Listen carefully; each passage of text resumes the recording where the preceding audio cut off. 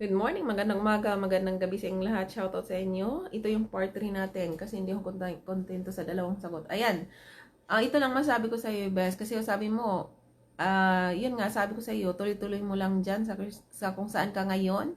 Mag-send ka ng message or wink sa lahat ng mga affirm na type mo.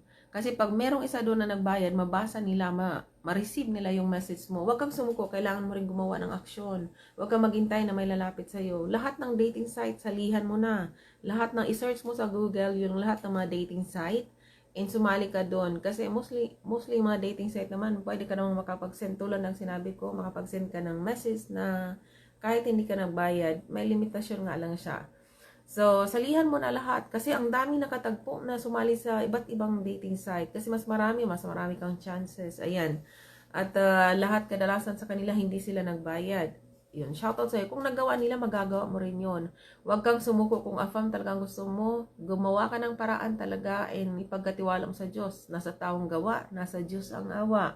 Huwag kang sumuko, sabihin mo sa Diyos kung anong gusto mo kasi ganun ako. Ang tagal ko sa dating site, ang dami, di ko mabilang na.